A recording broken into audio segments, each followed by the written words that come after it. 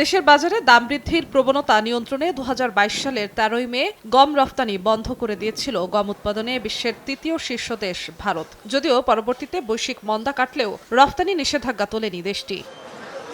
এদিকে ২০২৪ সালের আগস্টে বাংলাদেশের রাজনৈতিক পট পরিবর্তনের পর আরও বৈরী হয় ঢাকা-দিল্লি সম্পর্ক। অবশেষে গত ১২ ফেব্রুয়ারির নির্বাচনে বিএনপি সরকার গঠন করলে শুভেচ্ছা জানায় ভারত। এর ২ দিন পরই ১৫ ফেব্রুয়ারি বাংলাদেশে গম রফতানির ওপর নিষেধাজ্ঞা তুলে নেয় দেশটি। বিগত ৪ বছর ধরে বেনাপোল পোর্টে কোনো গম আসে না।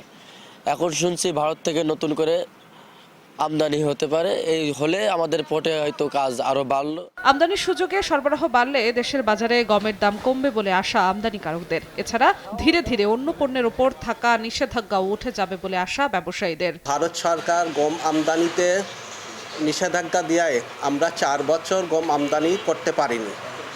এখন সেটা তুলে নিয়েছে, আমরা গম আমদানির প্রস্তুতি নিচ্ছি। বাংলাদেশ ভারতের সাথে সুন্দর একটা ব্যবসা বন্ধন হবে, এটাই আমরা ব্যবসা বান্ধব আশা করি। এদিকে গম আমদানি শুরু হলে বন্দর থেকে দ্রুত পণ্য ছাড়ে সহযোগিতার আশ্বাস দিয়েছে কর্তৃপক্ষ।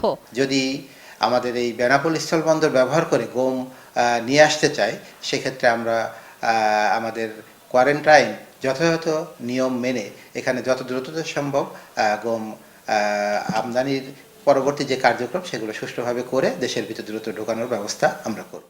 সংশ্লিষ্টদের তথ্য মতে ২০২৪-২৫ অর্থ বছরে সরকারি ও বেসরকারি খাতে বাংলাদেশকে মোট ৫৯ লাখ টন গম আমদানি করতে হয়েছে। সময় সংবাদ, বেনাপোল।